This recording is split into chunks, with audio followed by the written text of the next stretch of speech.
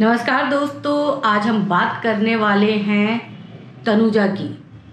बॉलीवुड की एक्ट्रेस तनुजा को भला कौन नहीं जानता। उन्होंने अपने समय में ऐसी उम्दा उम्दा फिल्में दी हैं जिसको आज भी लोग देखना पसंद करते हैं।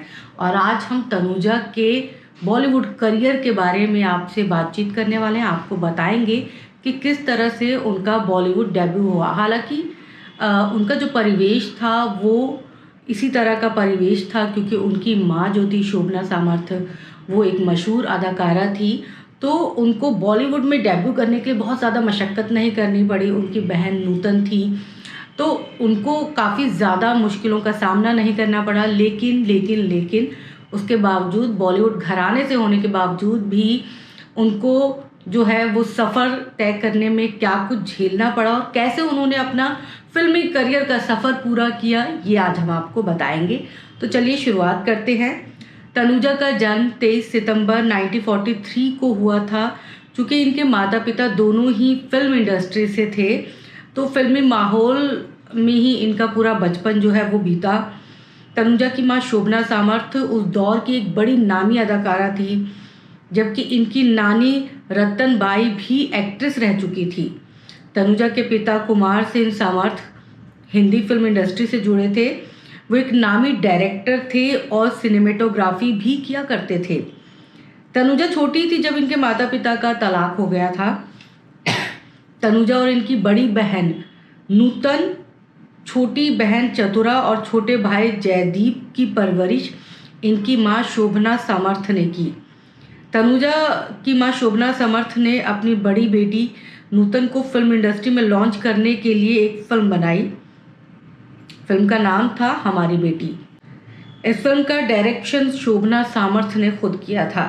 साथ ही साथ वो फिल्म में एक्टिंग भी किया करती थी और इसी फिल्म में पहली दफ़ा तनुजा ने भी कैमरा फेस किया। तनुजा ने अपनी बड़ी बहन नूतन के बचपन का किरदार इस फिल्म में निभाया था और उस वक्त, जिस वक्त उन्होंने ये किरदार निभाया, उस वक्त तनुजा की उम्र मात्र 5 साल थी। हालांकि ये फिल्म साल 1950 में रिलीज़ हुई और उस वक्त तक तनुजा की उम्र 7 साल हो चुकी थी। उसके बाद 1952 में आई फिल्म अंबर में तनुजा ने नरगिस दत्त के बचपन का किरदार निभाया था। जब तनुजा की उम्र 13 साल हुई तो इनकी माँ शोभना सामर्थ ने इन्हें स्विट्ज़रलैंड भेज दिया था बोर्डिंग स्कूल में पढ़ने के लिए। हालांकि जब अचानक इनकी माँ की आर्थिक हालत थोड़ी सी ख़राब हो गई तो 3 साल के बाद ही वापस तनुजा को स्विट्ज़रलैंड से बुला लिया गया और फिर वो स्कूल छोड़कर भारत आ गई।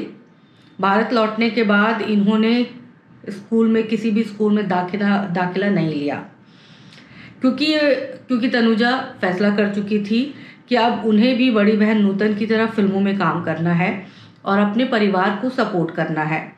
बड़ी बहन नूतन की तरह तनुजा को भी इनकी माँ शोभना सामर्थ ने फिल्म इंडस्ट्री में छबीली नाम की फिल्म से लॉन्च किया। ये फिल्म साल 1960 में आई थी और इस फिल्म में नूतन ने काम किया था। इस फिल्म में तनुजा जी के हीरो थे एक्टर कायसी मेहरा। अगले साल यानी 1961 में तनुजा ऋषिकेश मुखर्जी की फिल्म मैम दीदी में नजर आई थी। इस फिल्म में भी उनके अपोजिट कायसी मेहरा ही थे।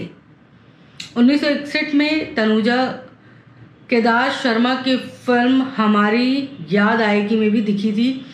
इस फिल्म के दौरान जो है बड़ा ही दिलचस्प किस्सा भी है कि जब उन्हें डायरेक्टर केदार शर्मा ने ज़ोरदार थप्पड़ मार दिया था, वो रोती रोती अपनी माँ के पास गई थी, लेकिन उनकी माँ उल्टा तनुजा पे ही गुस्सा हो गई थी। दरअसल वो कुछ ऐसा था कि सीन जो था वो रोने वाला सीन था, बट तनुजा बचपन से ही काफ़ी चुलबुली थी तो वो उनको रोना नहीं आ रहा था, बल्कि वो हंसे जा रही थी, लगातार हंसे जा रही थी। इसे इरिटेट होकर डायरेक्टर केदार शर्मा ने उन्हें ज़ोरदार तमाचा सेट पर ही जड़ दिया। वो रोती रोती अपनी माँ के पास गई, शोभना सामर्थ के पास गई और उनको बताया कि किस तरह से डायरेक्टर ने उन पर हाथ उठाया है। लेकिन उस वक्त उनकी माँ ने अपनी बेटी का साथ नहीं दिया। उन्होंने उल्टा अपनी बेटी को कहा कि तुम्हें माफ़ी मांगनी चाहिए, जिसके बाद तनुजा ने डायरेक्टर से माफ़ी मांगी थी। फिर इस घटना के बाद तनुजा ने कभी पीछे मुड़ के नहीं देखा। वो हमेशा कामयाबी की ऊंचाइयां, कामयाबी की सीढ़ियां चढ़ती रहीं। तनुजा ने एक से बढ़कर एक डायरेक्टर्स और एक्टर्स के साथ फिल्मों में काम किया।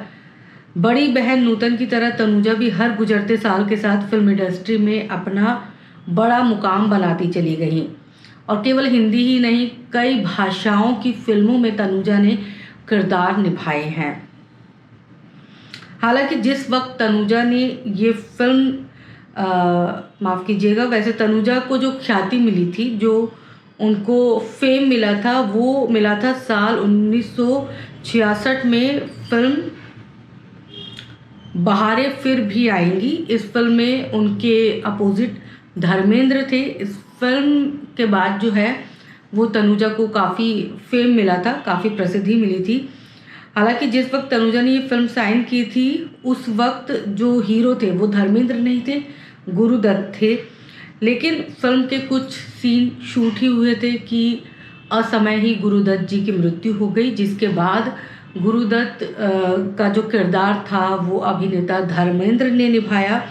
फिर से इस फिल्म के कुछ सीन्स जो हैं वो शूट किए गए धर्मेंद्र के साथ। इस फिल्म में तनुजा के काम की बहुत ज़्यादा सराहना हुई थी। लोगों ने तनुजा के काम को बहुत पसंद किया था और इस फिल्म के बाद जो है तनुजा का नाम एक सुनहरे अक्षरों में लिखा गया।